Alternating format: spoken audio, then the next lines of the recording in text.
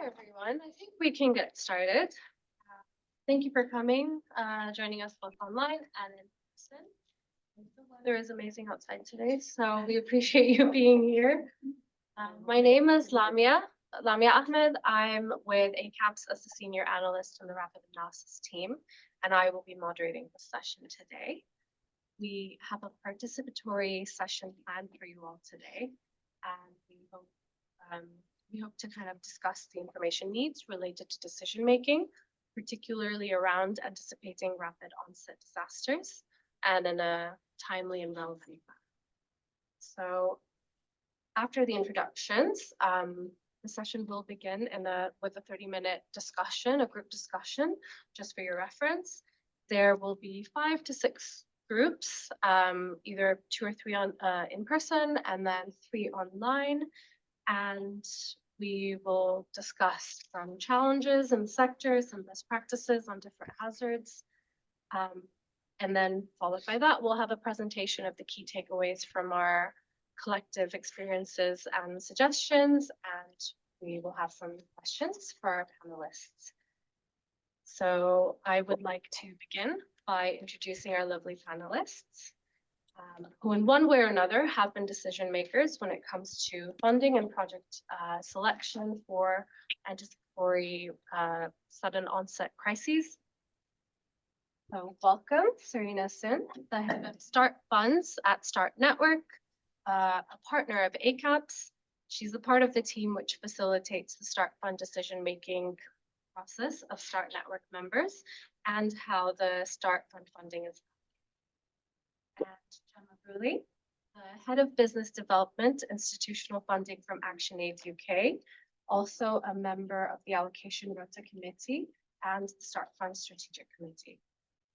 And we have Vanessa Cardamon, the climate and analysis advisor from ACAPS, with extensive experience in climate change adaptation policy analysis and programming and disaster risk management and emergency response. And online, we have Mihir Joshi, the Regional Director, Partnerships and Advocacy from SEEDS India, who is also a part of the START Fund Strategic Committee member and the Allocation Rota Committee member. Thank you for joining us.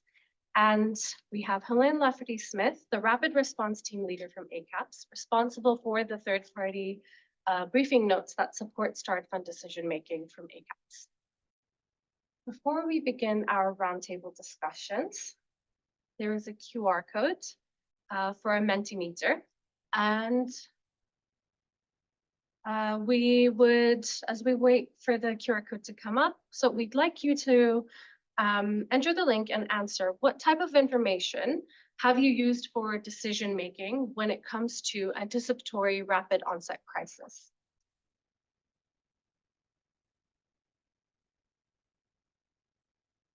And the user code, if you just go on menti.com, you can enter 89254449.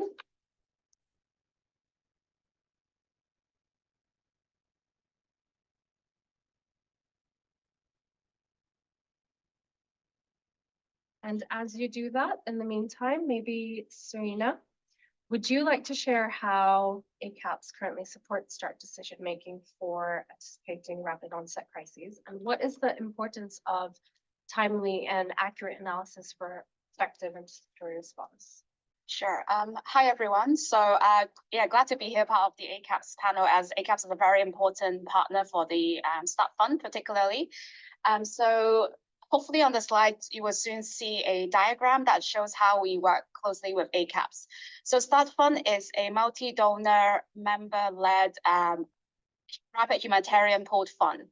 So member-led as an NGO practitioner-led. So Gemma and Mihir on the panel they are representative of members of the START network. So member-led as in they are sitting on the committee that makes decision on how funding are used and also which project to be selected. So not sure if we're able to show the diagram, but yeah, maybe after this Mentimeter, we can show the diagram. So the START Fund is a rapid humanitarian funding mechanism. We make from a member raising an alert for a particular crisis anywhere in the world to funding being allocated takes about 72 hours. So it's a very rapid process, and ACAPS are critical in the process of helping our decision makers make informed decisions. So from a member raising an alert to the decision of whether or not funding should be allocated takes about 24 hours. And in that time, we get our ACAPS colleagues very busy. We give them the alert note and ask them to provide a briefing notes. So it's about 4 to 5 pages of third-party verification, data, information of what other needs are there under that crisis.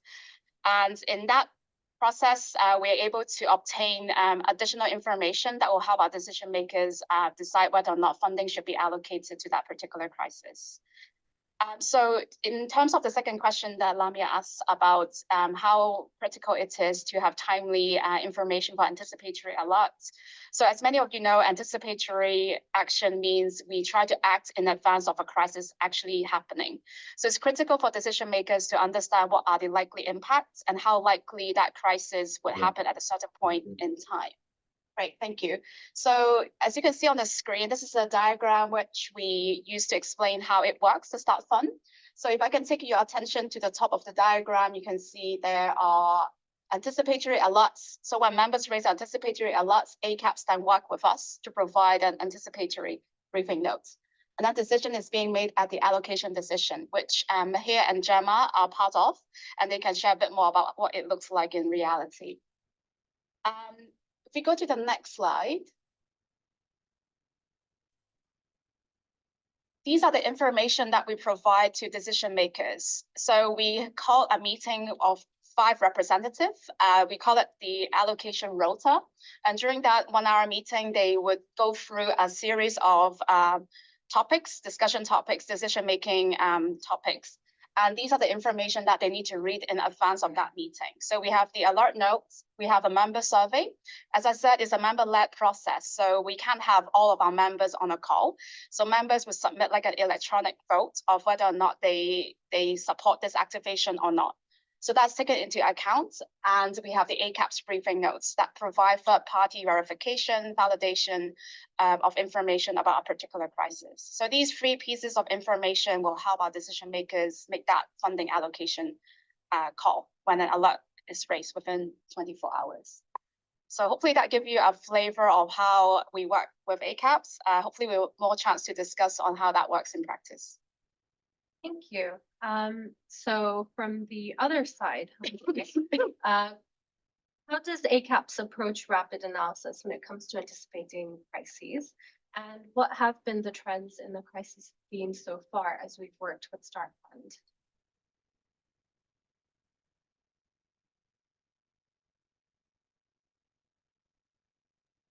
Can you hear me okay? Yes, thank you. I think that was my cue. We go to the next, yes, here. So just to give you a brief overview, as Zarina said, ACAPS provides the briefing notes that helps the decision making at start. And the way ACAPS works is that we have various specific projects for different disasters around the world, but we have 2 global teams, and one of them is the rapid analysis team that myself and Lamia are part of.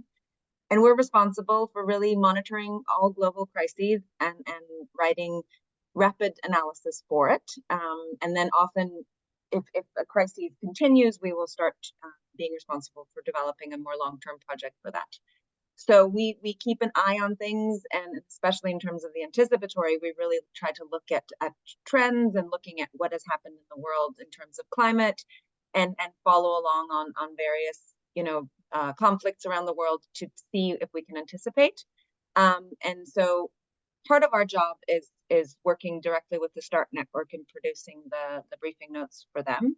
And as Zarina explained, we get the alert note from them and produce within 48 hours for anticipated notes and 24 hours, usually for the briefing notes. And then when we're not busy with START, we monitor and see if there's other global crises that should be covered that we feel. And so we also produce quite a lot of briefing notes and anticipatory notes just on our own decision making based on what we think are often forgotten crises or new emerging crises around the world. If you go to the next slide, please. So as we see, this is these stats are just linked to the work that we do with the START Network. And in 2023, as you see, more than half of our briefing notes were and anticipatory notes were weather related. So any flooding, heat waves, drought, all of those. 18% were related to conflict, and 14% were related to displacement or health, food security. We had a couple of earthquakes. 21% of all of our notes were anticipatory. As you see so far in the first quarter of 2024, 64% of our notes have been weather related, and 23% have been related to displacement, and so far 22% have been anticipatory. So we work at both with producing the briefing notes of current situations, but also with the anticipatory. I'll hand it back to you then, Lavia. Thank you. So all this to say that this is one example of, or we are one example of working together for evidence-based decision-making when it comes to anticipatory analysis and anticipating rapid onset crises. I won't delay anymore. So we'll go into our group discussion. We'll break out into 2 groups. Perhaps 2 or 3. We can 3? groups, Okay. but- We'll break out into 3 groups, and we'll have a panelist in each group to moderate the discussion. We'll talk about key information needs, challenges, and best practices related to some of these increasingly common hazards. For our online participants, you will automatically be moved to breakout groups with online moderators. I know that 1.5 hours is not a lot of time for participatory approaches, but as we discuss information flows when it comes to anticipating rapid onset crises, it's important we take as many opportunities as we can to enable dialogue between various actors. We want to do this in the session. We want to take it forward when it comes to our roles. So we want to make this a habit when and close our gaps. We will have until 4:40, so about 25 minutes for your discussions. We can maybe choose 3 corners of this room. And the motivation, I know it's easy to discuss the challenges, and there are a lot, but the motivation is to put forward at least 2 ways in your groups on how our current practices can improve and how we can strengthen our understanding when it comes to anticipating rapid response. And we can break out. Yeah. I'll display the guiding questions. Yeah. So in person, there'll be 3 groups, 1 on flooding, 1 on winter storms, and 1 on resource-based conflict and displacement. If there's a group or a topic that you're more interested in, we can you can organize accordingly. We may move you if one is more disproportionate. So we have resource-based conflict and displacement with Serena, flooding with Gemma, and we have winter storms with Vanessa.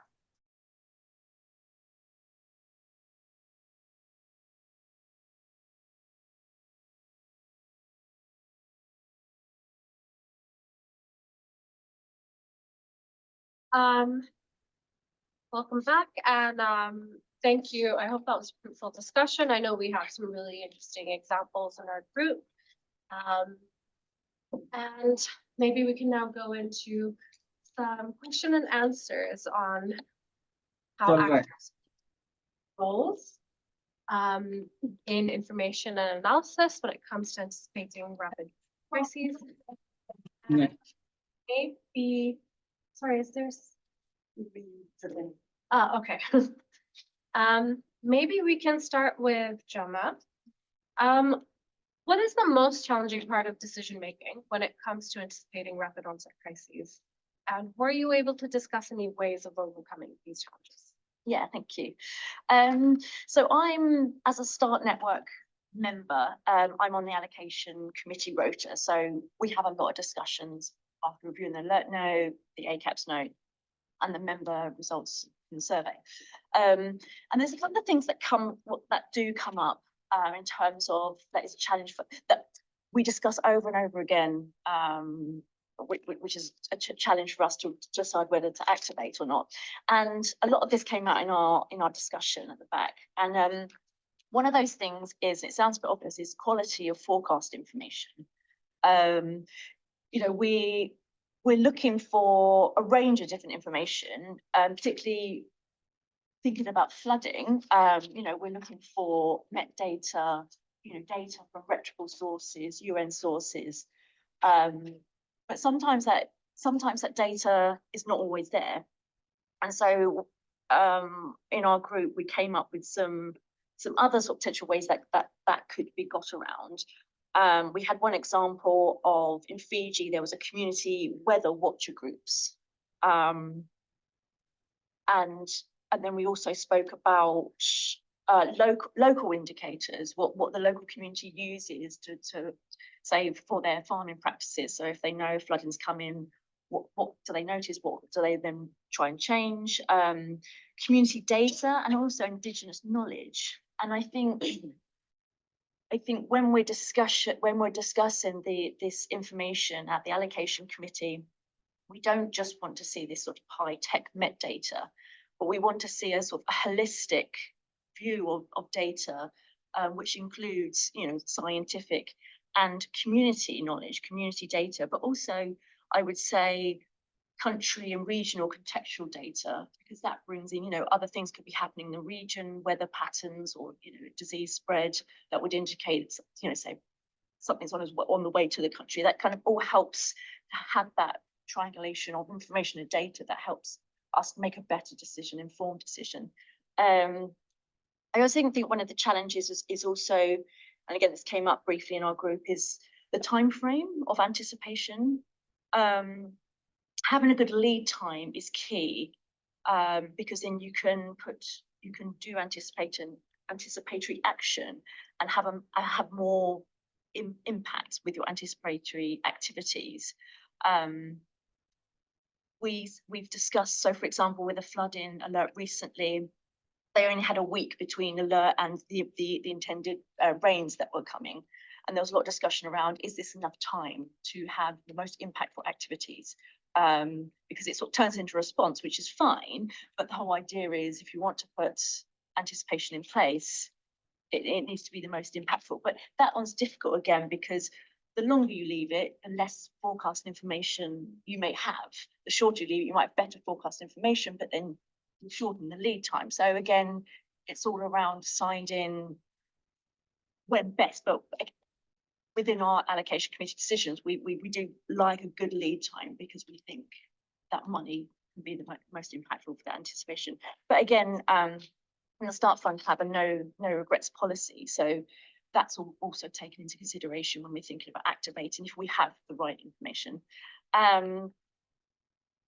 Sorry, I had a few more points, but I think maybe you can move on. I don't know if I've overgot for another time. So. I I'll leave it to. wanna Yeah, so also just some other challenges with that with anticipation is sometimes with the forecast information, you might have a general idea of, say, when it's going to rain, it's going to be raining in this region, but you might not know the severity of particular areas in that region. So again, I think that's where a lot of community information may come into play, or again, coordination with actors in countries. So that's coordination with local authorities, community groups, even donors, you know, that will be monitoring crises, whether they're looking to fund particular crises. And that comes up in a lot of allocation committee meetings, is the coordination with other Start Network members and coordination general on the ground with various actors to help really hone in what's the hazard? You know, how is this anticipation going to make the most impact for this particular community? Yeah. Thank you. Serena, so in your group, what would you say were the current limitations for anticipating rapid onset disasters, specifically around resource-based conflicts and displacement situations, as we see an increase in these at the moment? And is there a limitation we can overcome? So we had a very lively discussion in our group. We mentioned like recent crises that we have seen, and also one maybe further back, like Sudan and Ethiopia were mentioned. And I think we all agree that human behavior is unpredictable. Probably an understatement. So it's quite hard when we are trying to anticipate a crisis that is linked in with human behavior, and often is, as you know, conflict have a lot of different drivers, and we also talk about like should we identify drivers, but often drivers are so many variables involved, including the actors, and also when a conflict happens, more actors jump in, and often that is quite unpredictable as well. The wider geopolitical situation, and even we have a mention around some of our donors' priorities. Some of our donors might be tied in with the government in a way that is also influence how they make funding allocation decision. So there's a lot of actors involved. And just to say, we said it's going to be really hard, the unpredictability of human behavior, as well as in a conflict context, is quite hard to do proper analysis. So there's very basic things like logistics and comms. As comms blackout, for example, in Sudan, where it's quite hard for agency even to reach out to their own colleagues based in the country. So things like that make it really hard for information to get out, and let alone having to anticipate where people are moving to and what other supply chain available, for example. And we also talk about sometimes in conflict context, misinformation is quite a big thing. And at the moment, we have even seen misinformation driving conflicts. So how do you, like, for example, ACAPS, wade through all of the information out there and find the ones that are actually impactful or correct is also a lot of work for a lot of analysts out there, and turning that into information that will help decision makers able to digest and process and turn into action is another added layer. So basically, I think our group side is very hard. That would be the current limitation, I think. And just linking it back to the way that Start Fund works, we also had talked about the optimal period. So for conflict, again, what is the optimal period for anticipatory action? Is it prior to a conflict happening? Is it prior to people start moving? Or is so that timeframe is even more tricky to determine. For flooding, we know like when the heavy rainfall hit or when the river level gone to a certain point. But for crisis like conflict, how do you set those triggers? How do you determine when do you start acting? So we had a lot of conversation around that, and we said currently there's a lot of agency will have existing tools like conflict analysis tools, stakeholders mapping, and even like community level vulnerability analysis, like existing vulnerability, poverty indicator index that are all part of analysis, and those are further exacerbated when there is a conflict. So those information are available, but at the same time, how do you know how to act and when to act and when to preposition? So we even talked about smaller agency will have challenge prepositioning supplies. That is often quite critical for conflict-related anticipatory action. So mindful as well local actors, how that would work and how would that information help local actors preposition. We also tie in, sorry, I'm sorry going a little bit everywhere, but our group had really fascinating discussion. And we also talk about for conflict, often we know things are happening, like in Sudan, I think everyone's a bit on edge. We know something's going to happen. And often intelligence arm of governments probably know a lot quicker than NGO or than practitioners out there. So we did discuss, would it be possible for government intelligence agency to share information with practitioners? There's also a discussion around whether that would drive more conflict or whether, yeah, so I think there's a lot around information should be available, but when to share it, how to share it, and how does that drive into funding decision making is all, yeah, all quite complicated. I hope I capture most of the conversation that we had in our group. Yeah, and we did talk about how to overcome, and Not entirely sure, but we did say, that was a point around, there is a moral obligation. If you know conflict is happening, there is a moral obligation to act, even if you're not sure. So we did talk about possible ways to overcome limitation, not directly related to information, but related to how we advocate to our donors, to the funders, even to pooled funds like Start Fund. We're having the no regret policy. How do we make sure that enable practitioners to be able to act in advance, even when there are certain triggers that they can do? And it might not happen, which is good news if conflict doesn't happen. But then how do we move into the space of development and peace nexus? Like how do we de-escalate? How do we bring up peace building efforts within the community? So yeah, our conversation went quite different direction, but hopefully give you a sense that it's not that straightforward. But I think we do have information, and maybe ACAPS can help us kind of find ways as well to bring that together. Can I ask from Start Fund, is there an example where you have had an anticipatory where you've done anticipatory activities around conflict or resource-based conflict? Sometimes it doesn't have to be around political dynamics. It could also be, for example, in the context of drought, that can also drive conflict. So have there been kind of scenarios like that where Start Fund has had some programming or funding or?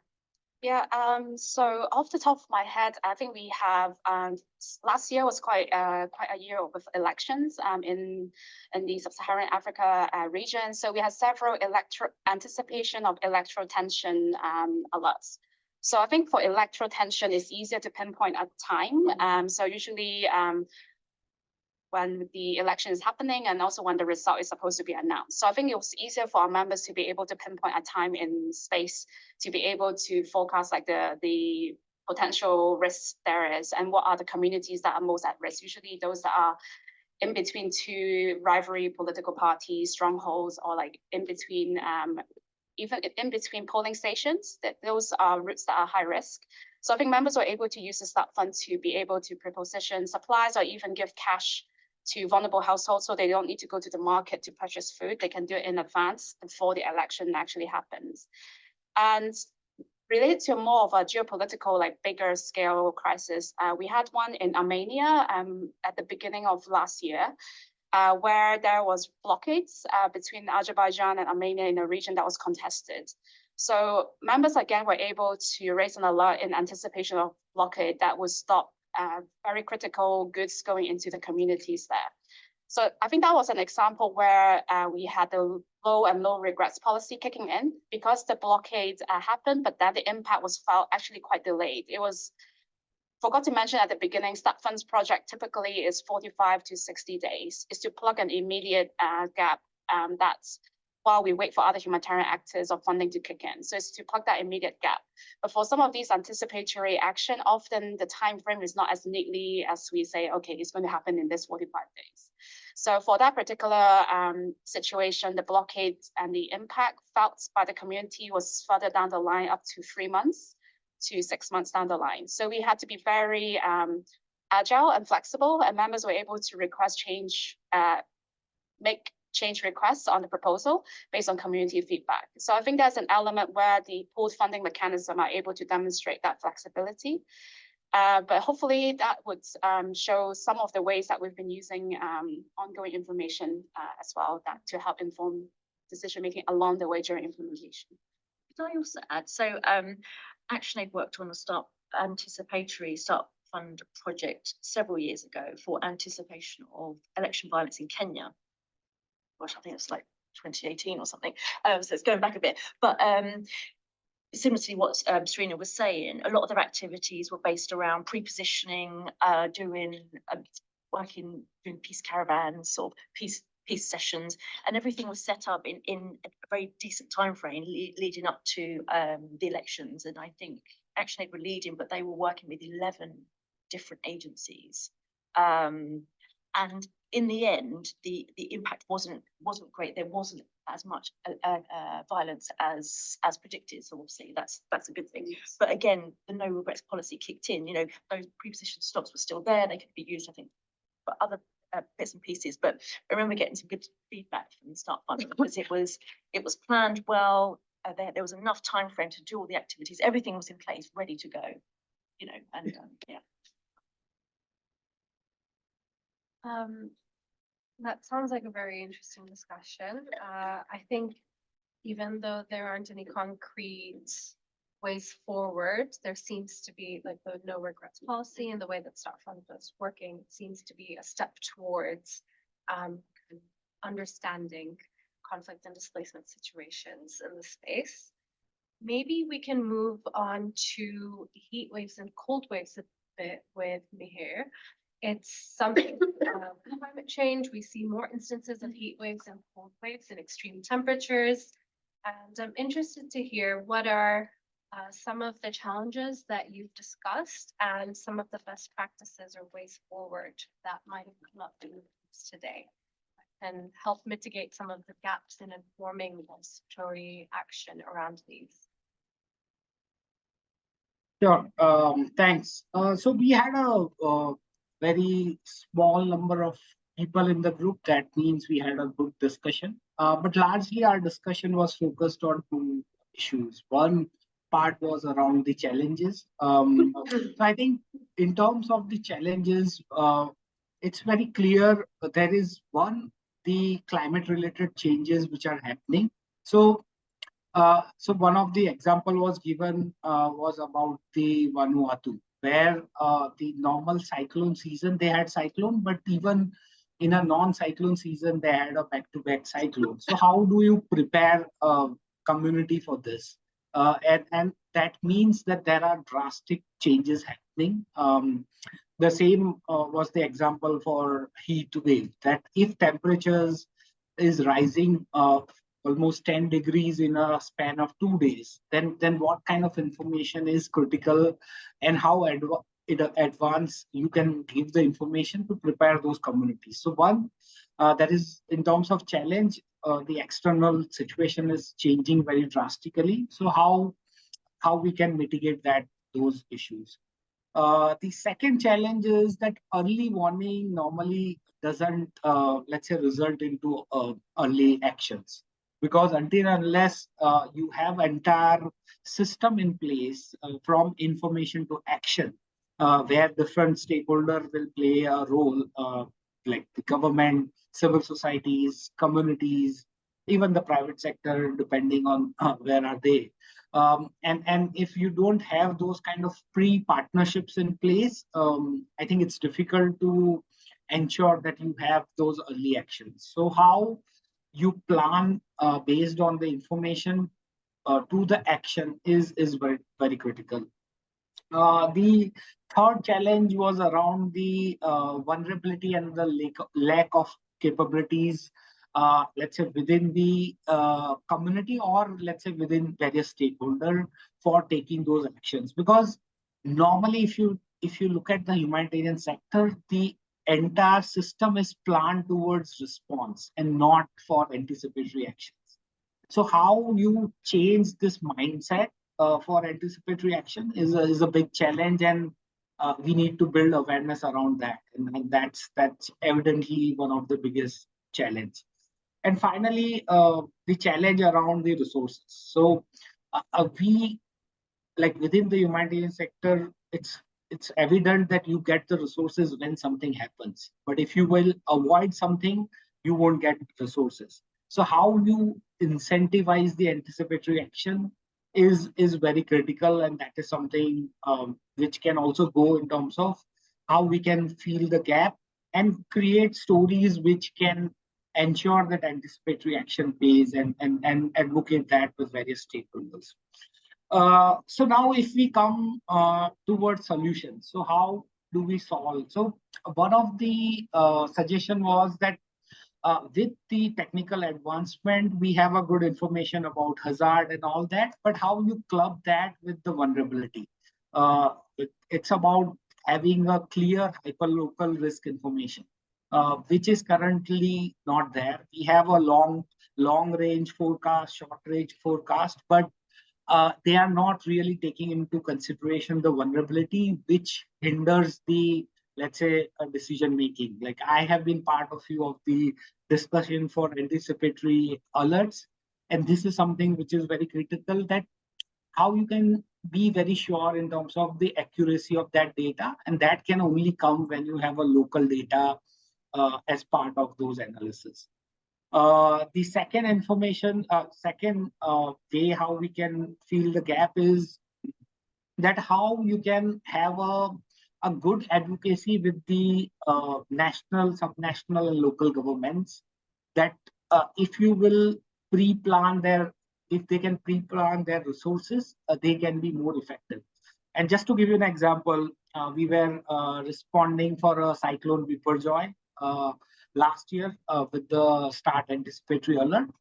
And what we have realized is that the anticipatory based information and awareness for the local responders is very critical, because we have shared those information with them. And what we have realized is that they have been able to bring in more accuracy in terms of positioning their, let's say, search and rescue teams or equipments, because that's a major challenge for the developing country or a least developing country, that they have less resources. And if we have this kind of accurate information, and if we can build that awareness, be it as part of their SOP system, how you can institutionalize this system, that will really help us to take, let's say, to go to the action from the information. And that is very critical. And finally, about the coordination and pre-partnerships. So how, before that event is occurring, you can have those partnership in place, and ensure that those partnership works on ground. Because there are resources available within the system, but the idea is, with the pre-partnership, you can ensure that you are optimizing those resources and ensuring that you are reaching out to the most vulnerable before the event is occurring. So these are some of the suggestions which we heard as part of our group, as well as, let's say, these are some of our experience based on the work which we are doing in India. So currently we are also responding to the heat wave situation, and we are using a hyperlocal information based on the type of the roof in which the vulnerable communities are living. So how you can have such kind of information which can bring the vulnerability aspect into it, and that will help you in terms of having a accurate anticipatory actions. Yeah, thanks. Thank you. Follow-up question for you, Mihir. Do you think that national early action structures are considering heat waves and cold waves and the humanitarian impact of it? Are we kind of moving towards that general direction? I know that before they used to just be considered as weather phenomenon. No, I think with the recent, let's say, heat wave incidences, so I don't know if you know, currently the general election is going on in India. And there is also advisory from the Election Commission about the heat wave. So there is a general uptake of this, and government is very, let's say, proactive in terms of having a heat mitigation plans. So the various cities, because heat wave traditionally is a city phenomena, considering that you have the urban heat island impact within the urban areas. So lots of cities now, they are preparing a heat action plan, and that is just showing that they are taking heat as a serious threat, because there are also analysis report that how heat is impacting the economic outcome of the city or the livelihood of some of the marginalized communities. That's really interesting to hear, and quite positive, I would say. So maybe we move on to Vanessa, and we will have some space to ask our panelists questions as well. So Vanessa, can you think of ways that information actors and humanitarian actors can improve their collaboration to close the gap in information provision and analysis in an anticipatory manner? The answer would be general, or not focus only on winter storms, which we covered in the team. But before, I will just wanted to make a remark regarding the winter storm. We noticed that, and we discussed the fact that it's probably one of the most neglected hazards among the different ones discussed by donors, by humanitarian actors, and even by participants today in the room. No one picked up. So no one chooses to work on tropical storms. They're not, I'm sorry, winter storms. They're not very sexy hazard. So this is an interesting point because it has an impact in the way we choose to prioritize analysis on winter storms, and we choose to respond or not to respond to them. They often consider a little bit like it's business as usual. Right? It's very rare that they're tackled. Although we know that they're seasonal, that we can anticipate them. There is a lot that can be done. We don't prioritize it on them. It's something that we observed. In terms of challenges regarding winter storms, I think we're very close to some of the challenges related to heat waves, cold waves, flooding. So lack of accurate weather information is definitely an issue, and it's a challenge which is difficult to overcome. To answer your question, how can we improve the way we work between humanitarian actors and service providers? There is a lot that can be done, but we can't fix the lack of accurate weather data. We've seen that with Libya last year.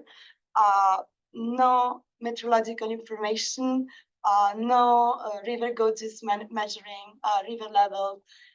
It has impacts. So this is happening in many other countries where there is very little meteorological and weather information. That's an issue, that's a challenge that we need to overcome. Then what can we do as information analysis providers and humanitarian actors to improve the level of analysis?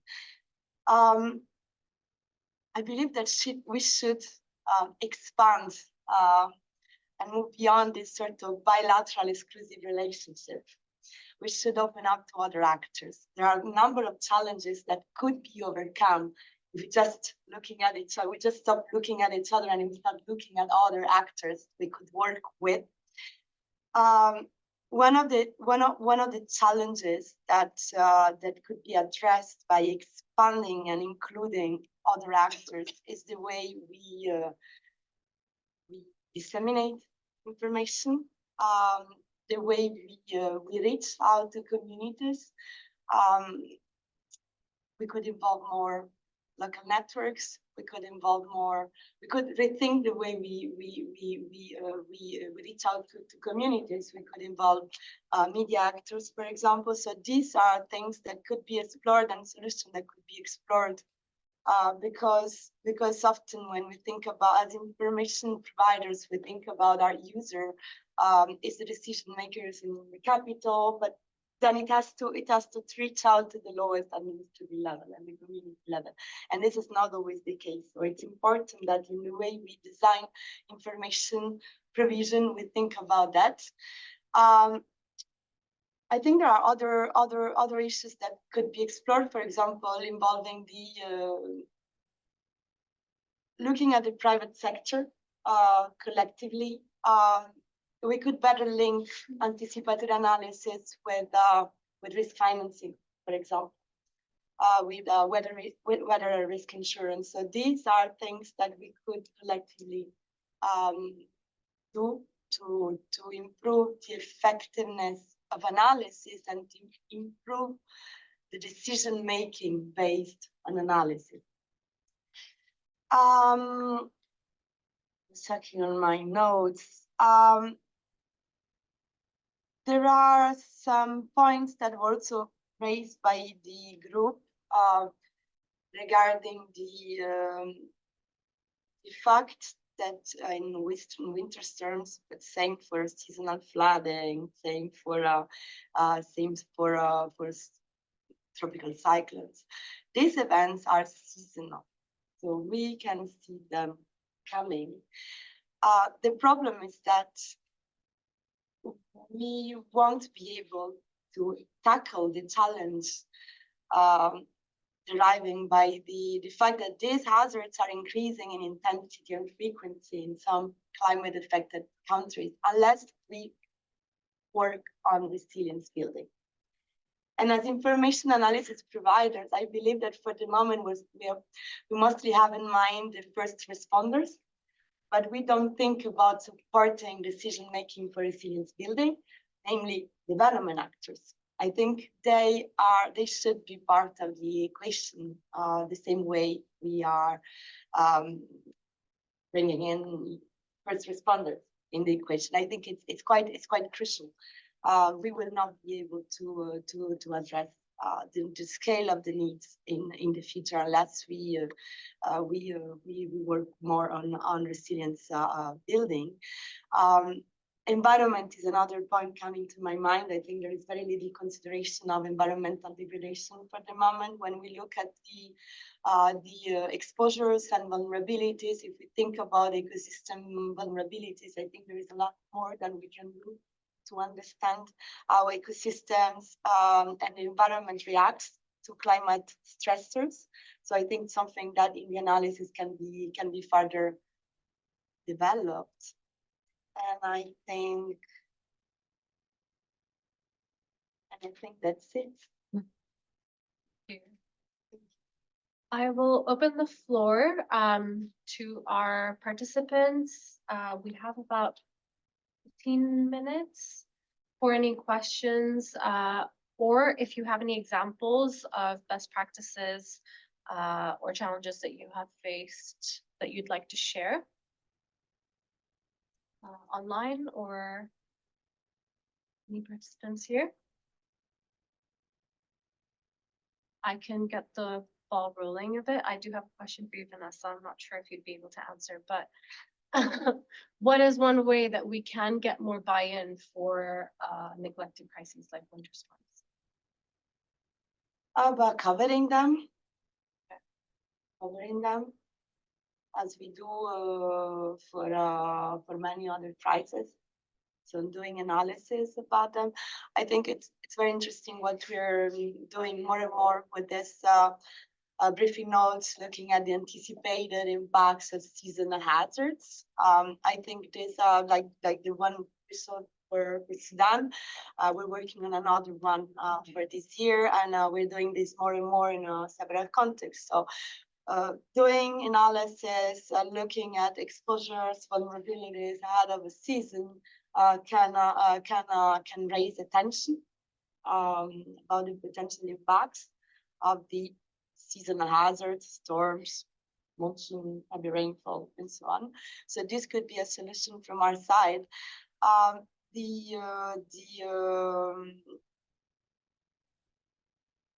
And I think from the humanitarian decision makers, donors, is to expand a little bit the notion of basic needs. I mean, what often we have a very, very restricted idea of what basic needs are, but we could expand it a little bit, considering that the impact dimensions of some neglect crisis can be extremely important, and we don't measure them, so we just don't measure them, so we are unaware of this impact. Million children in Afghanistan are losing access to education, without considering other challenges in access to education. But how many people are living, for example, in informal settlements that were not refugees, were migrants? Often we tend to neglect urban areas and habitat dimensions. So this is something that could be more investigated, and I think we would discover that the impact of some of these hazards are actually huge, but we don't measure it. I guess this goes hand in hand with community-led Absolutely, decision making. absolutely. Any other questions? Yes. Yeah, I have a question. I'm Sam from FCGO. It's really interesting to hear about START's and ACAPS sort of process for looking at these hazards and how that sort of analysis is done. And it's a really interesting process. You obviously have a great deal of capacity. And we're seeing more and more kind of anticipatory action frameworks in different countries through OSHA, Red Cross, sort of nationally owned ones, looking at a variety of different kind of hazards and triggers, mainly sort of hydromet things like kind of flooding and drought, etc. How does your kind of process, where those frameworks are in place, how does your kind of process, which is a bit more sort of centralized, still rigorous, but quite centralized, kind of fit with that to make sure that you're not doing sort of duplicative allocations or that, you know, you're sort of feeding in, and these triggers, you know, these sort of frameworks often linked to things like country-based pool funds and the SURF and whatnot. So how do you sort of deconflict that? And do you have any views on how those sort of frameworks in countries where we have them are sort of working? Are they fit for purpose? Do we need to kind of strengthen coordination around that a little bit? Yeah, maybe I can come with the START network perspective, and then others can come in. So yes, I think coordination. So I think at the heart of your question is like, are we doing enough coordination with other actors, with other donors and funders in that context? So our members, as part of raising an alert, they need to give clear justification and clarity on what coordination have happened already. And I would say oftentimes with those existing anticipation like framework, or when the national government comes in, or OCHA or country-based pool fund come in, it's often a bit later than when START fund is already active. So there are cases where even country-based pool fund colleagues have said that looking at START fund activation have prompted them to look at as well whether or not it meets their triggers. So I think it's the speed of the START fund often comes in advance of other funding, other actors kicking in.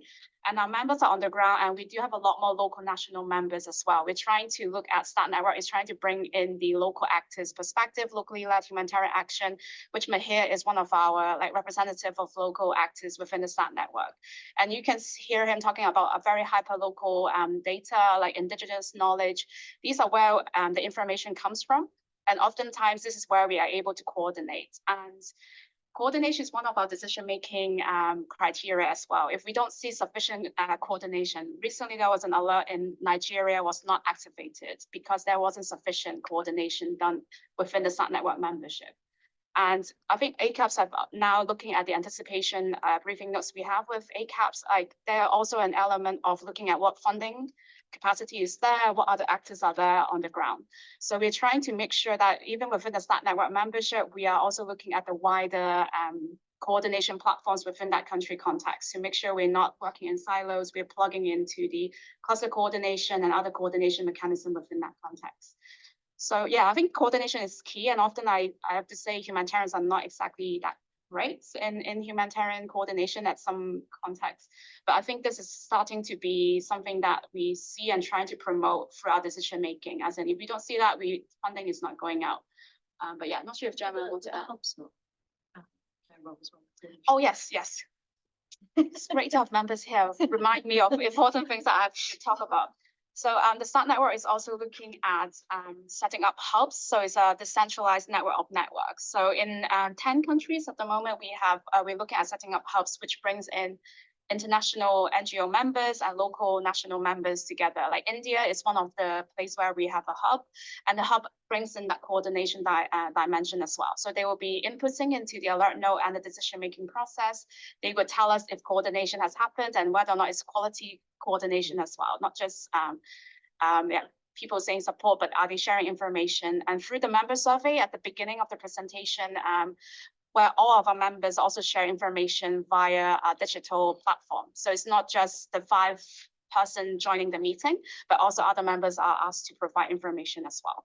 So yeah, the hubs plays that national coordination platform for the START network. And in countries where we don't have hubs, then we expect members to use our existing platform to coordinate. And that is an indicator of whether or not it fits the START fund ways of working. No, I'd add to that, as Serena said, in the alert note, there's questions on coordination, there's questions on response capacity, there's questions around funding capacity. And often what we get in the alert note, we have information from different START members that have input into the alert note about what funding there is. So, you know, what's coming from OCHA, what's coming from UN agencies, what's coming from the big major donors. And as Serena said, a lot of it is START fund fills that gap. You know, it's that if response is 45 days, anticipation could be up to 60 days. So a lot of these funding don't kick into a lot later. You know, funding gets to agencies in Free working days. 3 working days. So, you know, you talk about that level of response. Any other questions? Any online?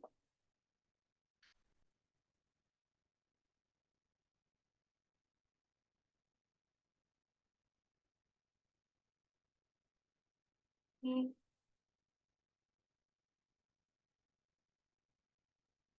Maybe I can just add a little bit of feedback from our group, just in terms of this localization and how to access that information and coordination, and that's one of the big things that we discussed in our group too, on how important the indigenous knowledge about anticipating both kind of, especially around resource-based conflict, but like how do the communities work, and what is the kind of more local granular information, and how can we gain access to that information? And that was as kind of an information gap. And when we're doing this rapid analysis, how do we get that more granular information from a local perspective, and how can we coordinate better for the more kind of top international and larger organizations to have this more granular information? And that's a big challenge. So you know, we really just, all of us advocated around more coordination mechanisms at a local level, and how you could, you know, streamline it more to make it easier to tap into in different contexts. Just to put that perspective in. Thank you. I think I saw Felipe mute himself from CAFED. Did you have something you want to add? Yes. Yes, thank you.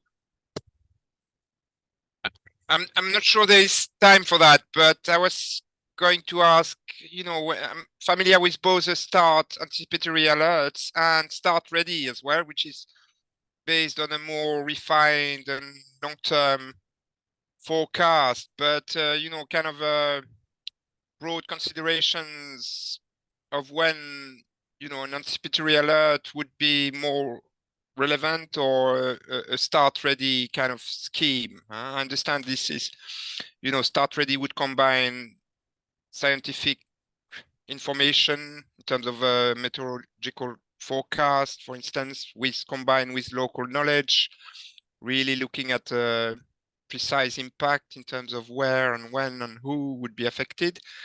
But just a general kind of guidance on when you think it's most appropriate to use one or the other approach, if there is. Thank you. Thank you, Felipe, for sharing about Start Ready as well. Just for those online or in the room that is not familiar with Start Ready, it's a complementary. So Start Fund, Start Ready are two kind of big programs within the Start Network. They're complementary funding mechanism. And Start Fund, as we shared at the beginning, is a pooled fund, rapid response and anticipatory action pooled fund. And as for Start Ready is currently, we are focusing on 9 countries. Yeah, 9 countries, and it's a specific hazards that we are looking at. It's usually, as Felipe has mentioned, is meteorological, climate related, like droughts. We have cyclone. We have flooding, and in 9 countries. So the Start Ready takes a long time to set up. It's based on a scientific model, and also looking at working with communities and building contingency plan, and working with our Start Network members on putting those contingency plan into action. And we also bring in the insurance element as well, looking into stretching the funding that we have to be able to cover more risk, and each risk will have allocated funding to it. More information can be shared, but in terms of the guidance around like which one, they're actually complementing each other. As I said, the Start Ready is for much bigger scale crisis, and is for, it takes more time to develop. So it approximately, I think from what colleagues been telling me, it takes up to 6 to 12 months to start up some the Start Ready systems. And it takes another 6 months as well to work with communities and our members to set up contingency plan that will kick in and when certain scientific triggers are met.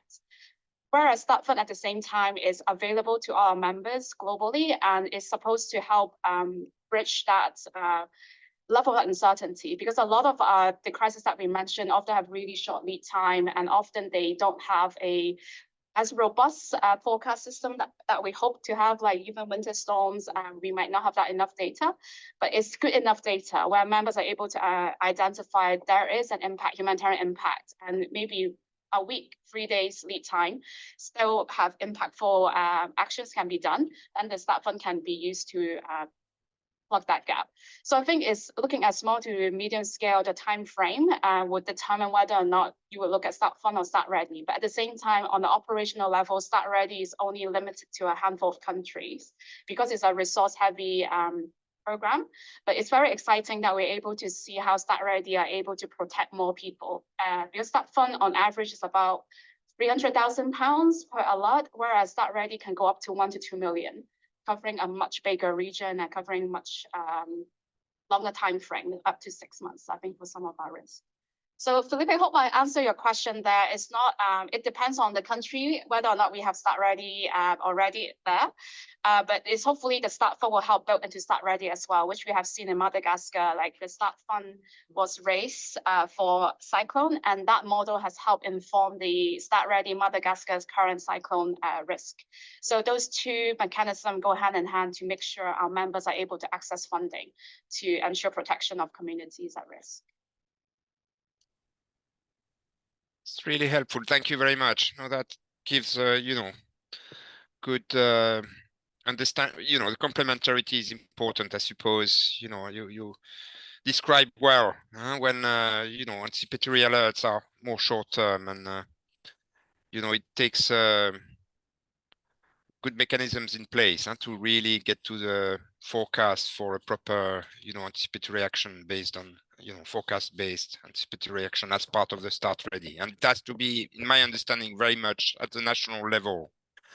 Yes. It's difficult to do this without the full understanding of the potential impact of recurring, I would say, disasters, I suppose. Thank you very much. Thank you. I know that we're a bit over time and there are beverages waiting, so I will not hold you.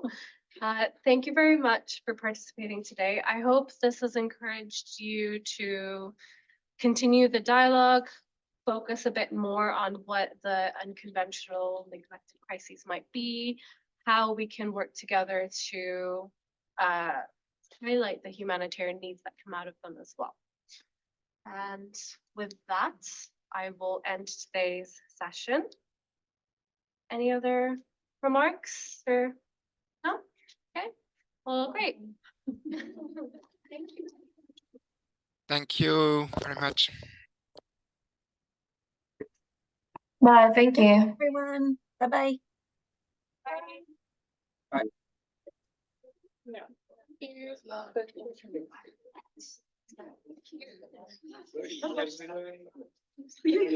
All